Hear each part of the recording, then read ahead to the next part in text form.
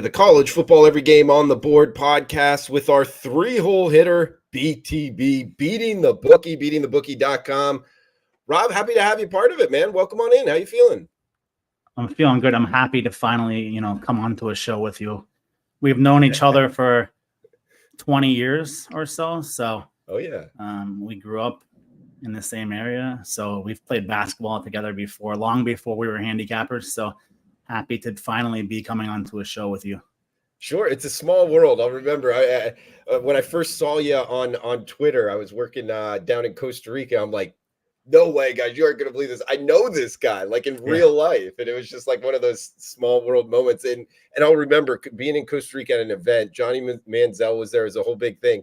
And these two kids, they went to SMU and we're just kind of chopping it up. I didn't even know them.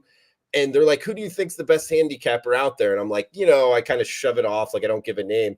And they're like, I think this guy BTB, Beating the Bookie is. And I'm like, no way. Like, out of nowhere, they're like, they thought you were the best handicapper in the world, in their opinion. Yeah. And hey, I'll give them credit. You've been nailing winners, man. So hats off. I might need to find those two guys for some testimonials, For sure. I don't know if I don't know where they are now. That was probably 6-7 years ago. But no, happy to have you on here, guys. Follow him on Twitter at Beating the Bookie. Knows his college football amongst other sports. Golf, I'm seeing tennis, baseball, NFL.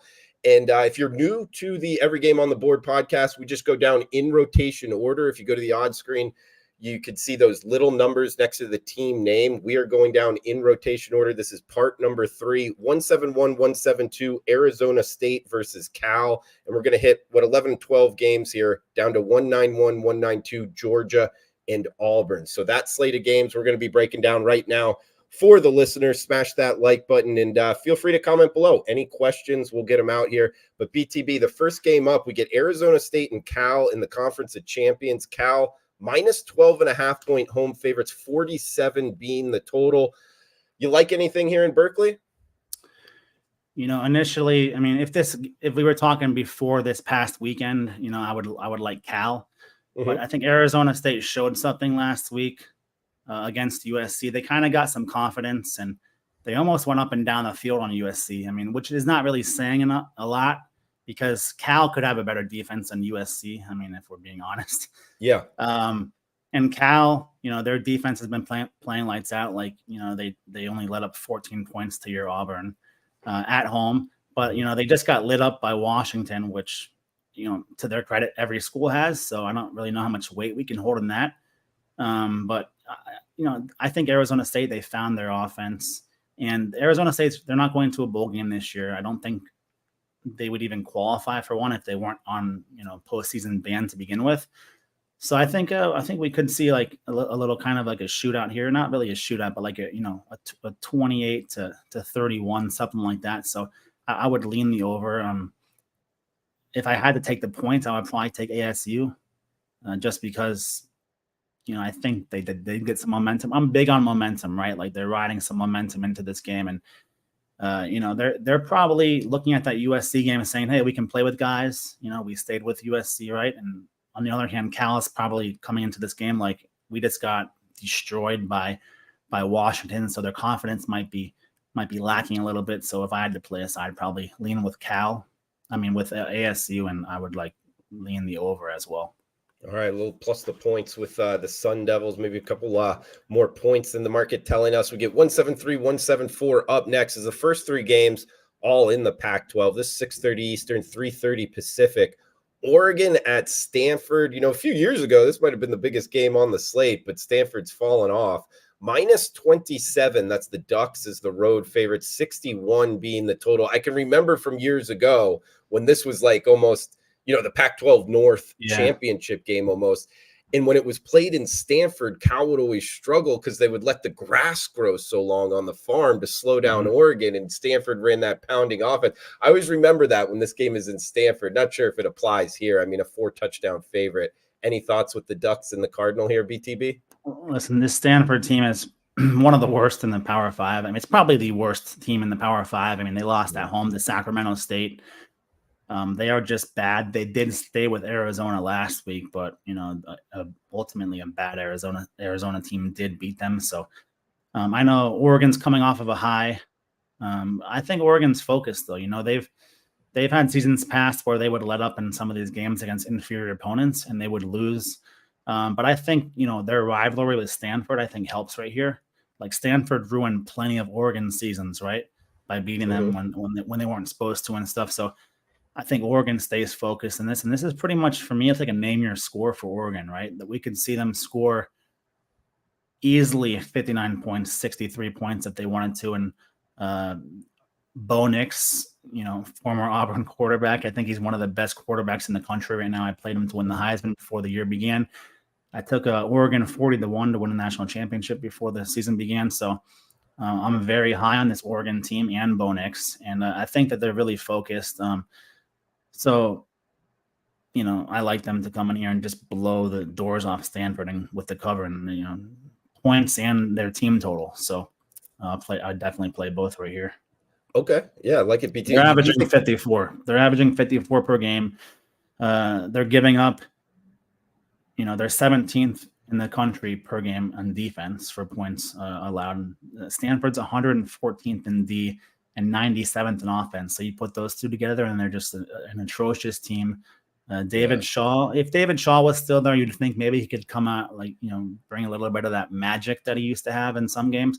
But he's long gone, and I just think Stanford's fighting an uphill battle here. They're just going to get destroyed. Good breakdown, man. You think Oregon wins the Pac-12, or you think another team gives them a run? This is a crazy year for the Pac-12. It's the last year, and it's the best year they've had in 20 years, right? They've got so many good teams. I think Washington is very good also. I think Washington and Oregon are probably the two best teams, I think, in the Pac-12 because they can play a little bit of defense. As USC might have the best offense in the Pac-12, but their defense is just so bad. It's hard to overlook that. So I have the national championship future. So if Oregon got to the to the playoff, I definitely, I would love it. But Washington with Michael Penix, this guy, he's a baller at quarterback too, so it's a tough road to get there. And I'd say they probably might be the toughest conference to make the playoff in. So could we see the Pac-12 get two berths this year in their final year? I don't know, but I would definitely love to see Oregon make a run for the championship. That would be crazy. And you bring up Washington here; they're actually next game up, so a trifecta of Conference of Champion games here, 175, 176. And this is one of the nightcaps, 10 p.m. Eastern kick. If you like late night football, Washington minus 18-point road favorites at Arizona. BTB, we're seeing 67.5 being the total. So high total. We have seen some under money off the opener of 70 and another big point spread here with that Washington offense laying 18 points. You liking anything in Tucson? Yeah, I doubt I would really play anything this game. I think 18 is a little too high to lay. They're on the road, and they've been taking Penix out late third, early fourth quarter. So say they're up by 24 points, they bring the backups in, give up a backdoor touchdown to Zona. Washington scoring points is no problem. They'll put up plenty of points, but when are they going to bring the backups in? And, Arizona, they're going to be down the entire game, so they're likely not going to be playing the backups, right? And, Washington averages 50 points a game, Arizona 29 points a game, and they both have pretty good Ds. Washington is 17th in total defense, and Arizona is 23rd. So their defense is stingy for Arizona, so I would probably just pass on this game or maybe play the first half because Washington's been coming out hot. They've been starting these games hot, so I might play the first half, it's Washington minus 10 or something like that. So I'd probably play the first half in this game so I don't have to worry about backups coming in. Good start here. Pac-12 action, guys. We got Mountain West up next. But first, shout out to everybody joining us live on YouTube. We got Facebook as well, on Twitter, at Beating the Bookie, at Drew Martin Bets, and wherever you're downloading your podcasts at, guys. Every game on the board. We hit every single game in college football on YouTube, Facebook, guys. Appreciate any questions people chiming out there in the comments below. Feel free to chime in live chat as well. David Montgomery from last week, he was asking a question to all the handicappers. I'm throwing it out here, BTB. Do homecoming games matter to you at all in your handicap? Not really. Yeah, me neither. Not, Okay. not really at all, to be honest. So maybe Okay. if it was the 80s or 90s or something like that. I think homecoming these days doesn't really mean much, especially in college. I think college homecoming is like, it's not like it's high school, So I think it's pretty meaningless to me. I'm with you, man. And I appreciate the question, David. And feel free to chime in, guys, for next week's pod or whatever. Any questions you want to ask the handicappers. I got one for you. You brought up momentum. I'm with you. However you want to put it, momentum, the trend is your friend. I think there's something to that. Is that something you use in college football for a particular reason, or is that across all sports?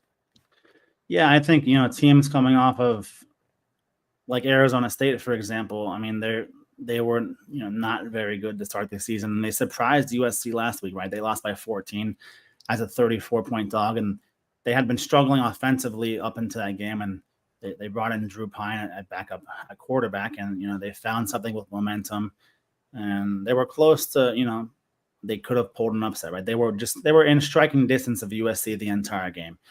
I think they have momentum, like, because now they have confidence, right? They're like, well, we just scored 28 on USC, right? We can go score on,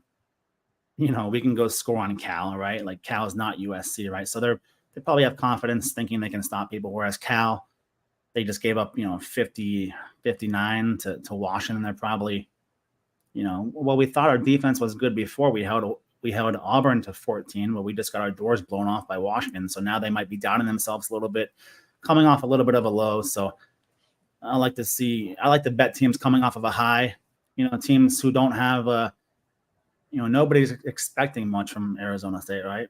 So teams that have very low expectations coming off of a high, I think they can surprise some people. Maybe like I might play the Arizona State team total, right? If it's like 16 or something like that, right? So spots like that, I think you can get good value for teams that are, riding momentum. And I think momentum is like a very important part, right? It's just like if you're streaking, you want to be on the team that's, playing well.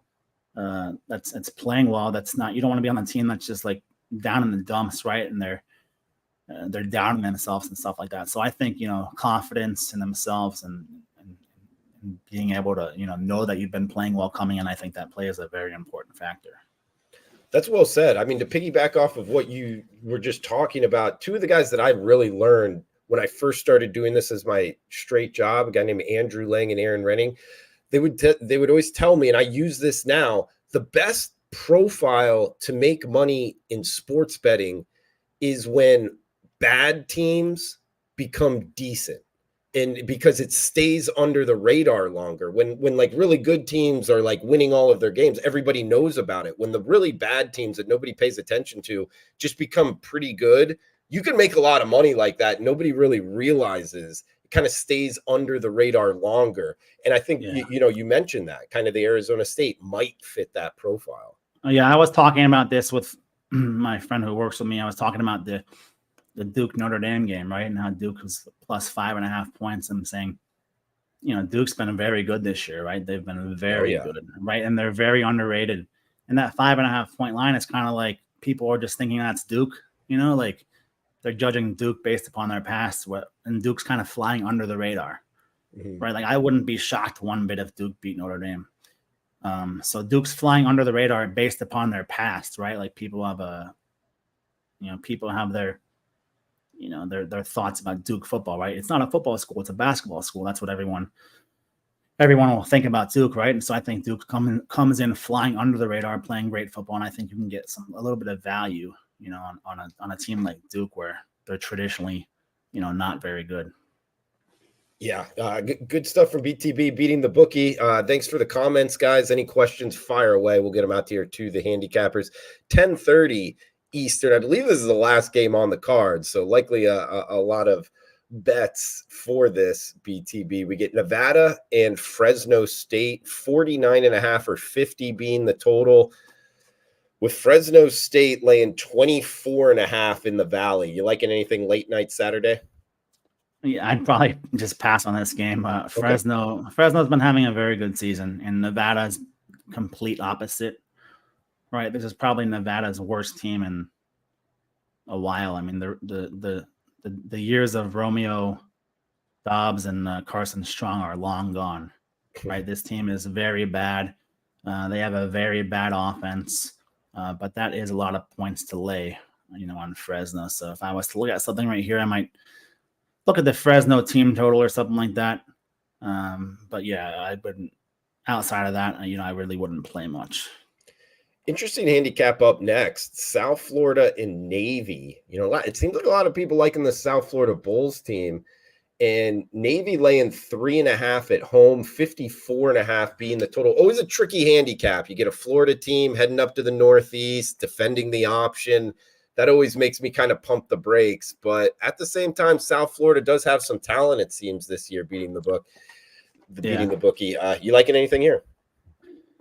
Like South Florida, they played Bama great. It was a rainstorm, so that might have factored into it as well. And they, looked great against Rice last weekend.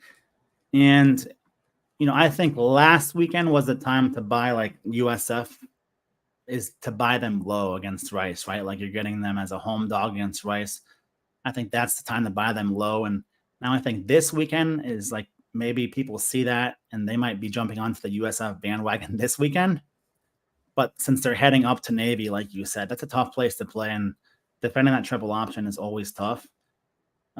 So initially, like, I would just from looking at it, I would be like, well, USF's really impressed me the last 2 weeks. I would back them, but it's very tricky when you're going up to play Navy. And if they played Navy last weekend at home, I would have taken USF. But since USF's traveling, coming off the win against Rice, probably would pass on this game or take Navy, because it's just that triple option. Like, even USF's best teams have struggled against that in the past. So probably will lay off this game, but if I had to, I would probably take Navy, because everyone is thinking that USF's looking great coming in here, and we all know it's not a fairy tale when the game begins. So yeah, it makes sense.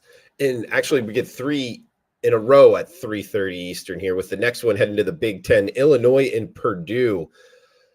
We are seeing a split favorite here, flip favorite anyway. Purdue -1 at some shops, Illinois -1 at other shops, and pick 'em at some shops here. So 53.5 being the total, kind of a pick the winner situation in the Big Ten here. You like it, anything? Yeah, I would probably play Purdue in this spot. Purdue is looking a little better from their season start. They've looked, decent. I mean, they beat Virginia Tech, which isn't really, saying a lot these days. But Illinois with Brett Bielema, I don't have any confidence in them. I mean, their offense struggles.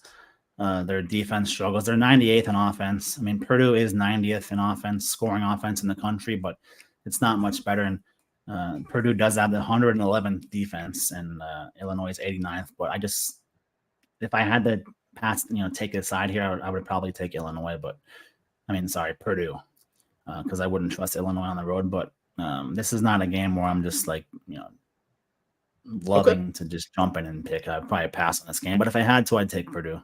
Sure. We got 183, 184 up next. Northern Illinois in Toledo. A little action here in the Glass Bowl. -13.5. That's the Rockets at home. 49 being the total. I like Toledo, but laying 2 touchdowns, the ultimate equalizer. Do you like anything in the MAC? Yeah, Toledo's got a good quarterback with DeQuan Finn, and their offense is very good. Northern Illinois, their defense is going to be good, but their offense is terrible, right? Like, they average 16 points a game. Toledo averages 42 points a game. Northern Illinois has got the 128th ranked offense. Toledo is the 11th ranked offense. But I think that, I think Northern Illinois, they kind of play that stingy defense and stuff. And I definitely wouldn't back them right here because they can't score points, right? So this might be a spot where I would take like Toledo first half or something like that. But this would be like a Toledo or pass for me. Okay. It's hard to back Northern Illinois when they just struggle to score any points. Yeah, Huskies had a little bit of a rough go of it. As we'll head to the SEC up next. Late kick here in Starkville, 9:00 Eastern. Alabama -14.5 point road favorites, 46 being the total. I think Alabama wins. I think Alabama blows them out, but at the same time, BTB, Nick Saban, not all that interested in covering spreads, particularly on the road. I don't know, kind of a tough one. Starkville, the cowbells are going to be ringing. I look towards Alabama, but I haven't gotten there yet. Do you like anything? I think if the game went to like 14, I would like Bama. The Bama defense has been played pretty well this season, right? They looked great last week against Ole Miss. Milroe has been struggling, but you think sooner or later Milroe is going to get his legs under him and have a really good game like he had against Middle Tennessee State to start the season. And they beat Ole Miss by 14 last week, and I think Ole Miss is much better than Mississippi State. Mississippi State, I think they've taken a couple of steps backwards this year. The defensive coordinator who took over for Leach, I think it's got the team headed the wrong way. I watched their game against Arizona. They did not look good. They got lucky to win that game in overtime. And I think, Mississippi State's headed the wrong way. So I wouldn't be surprised if Alabama won by the 4 touchdowns. I think this game could get ugly. I just don't think that Mississippi State has much talent on offense, right? And their defense does not look very good. So I think this could be a spot where Alabama finally gets it right? Like Alabama has had these subpar offensive performances the last couple of weeks. I think this week could be the offense, where could be the time where Bama gets the offense right. So I think Alabama could win here in a blowout. I'm with you, BTB. And guys, a reminder, we are brought to you by Viva Tequila Seltzer. If you go to vivatequilaseltzer.com, that's where you can get it ordered to your house. 0 sugar, 4.5% ABV, Viva Tequila Seltzer. My favorite drink right now, guys. So go check it out. We got 2 Big 12 games going and then an SEC game to finish this off. We'll have Robbie Vino in tomorrow to finish off the Every Game on the Board podcast. We got Rob from beatingthebookie.com. Follow him on Twitter at beatingthebookie. Knows his college football, obviously, amongst other sports. Wait a minute, BTB. What sports do you handicap? Because I've seen a lot of golf and people, asking me about your golf and stuff. Is that your number one sport, or would you say college football? Or? Number one sport varies by the season, right? So, sure. I think my favorite sport to cap is probably the last couple of years, NHL, and then college, NFL, football, golf. Golf is fun, but golf, it's a very long season, right? So it gets tiresome. So everything, college basketball. I just don't do NBA. I just refuse to do the NBA. But everything besides that, I don't do tennis. But yeah, okay. My favorite NHL right now, then college football. You can't college football. I think if you just take out the betting and stuff, I think college football is the best sport on earth, right? Because Saturdays, there's nothing that beats a Saturday, right? I could watch Toledo and Northern Illinois, right, if there was nothing else on. So college football is just so much passion. The fans are crazy, and I think that's my favorite sport. But as far as capping, hockey, football, basketball, golf, yeah.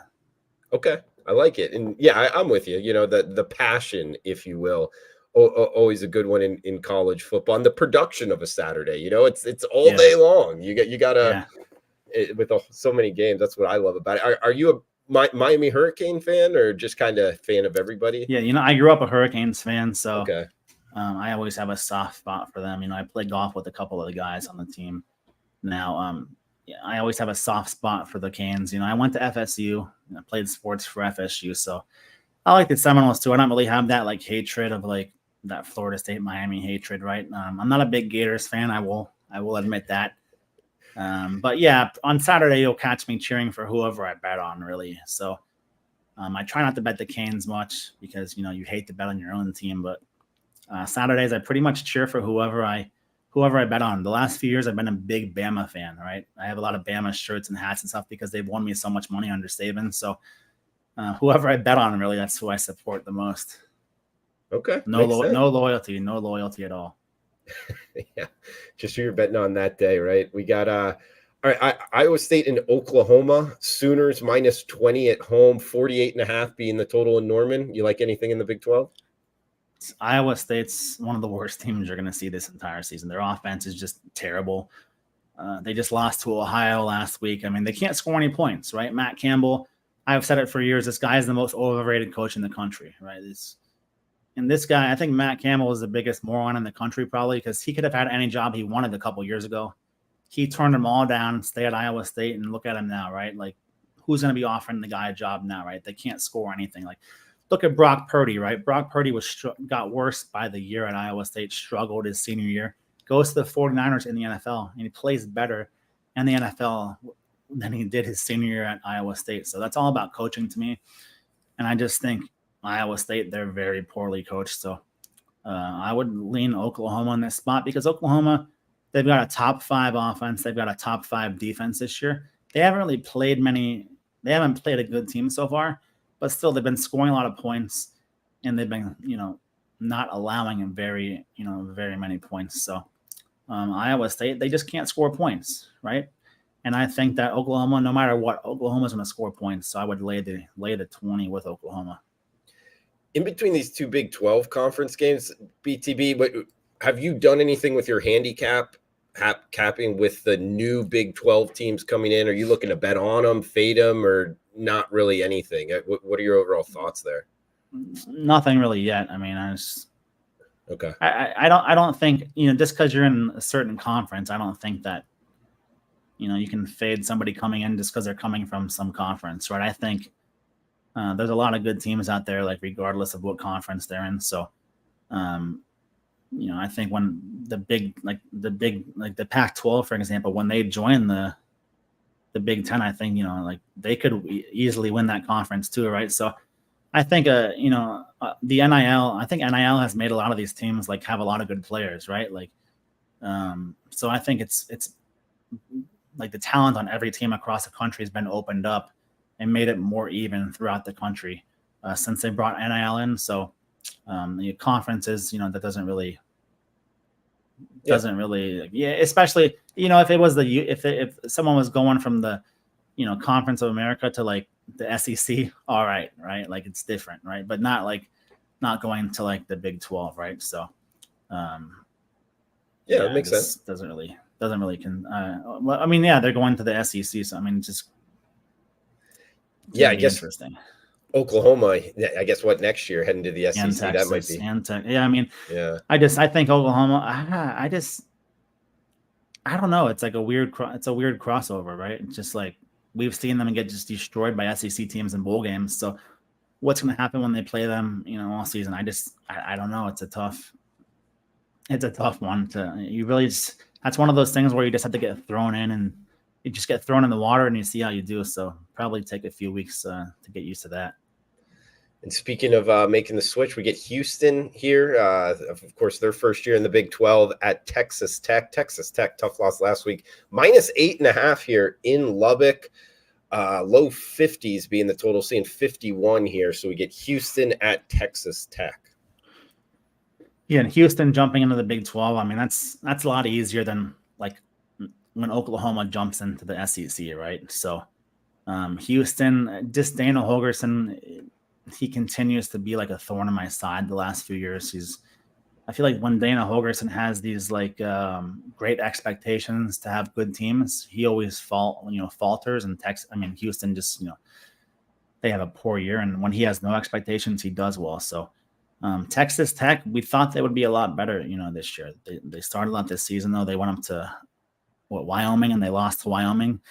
They did almost beat Oregon, but they still lost that game. They didn't even cover, thanks to a last second interception. But Texas Tech laying the 9 points, I'm not really eager to do that, just because I haven't seen Texas Tech put it together yet this year. Even their offense hasn't really put it together. They're 66th in scoring offense. Houston's 80th. So this isn't the high-powered Houston offense, we're used to seeing. Both defenses are about equal. So if I had to, take a spot in this game, I'd probably lean with Houston, especially if they got to 10 or something like that. But I'm not really eager to bet this game because it's two programs. It's Texas Tech, I feel like they haven't really met expectations. And Houston, like I said, Holgorsen, he just, whenever I bet on him, I lose. Whenever I bet against him, I lose. So he's one of those guys I just like to stay away from. Yeah, you learn that in this industry. When you bet on them and you lose, and you do it more than once, you just kind of learn to stay away from them, guys. So we got one game left here.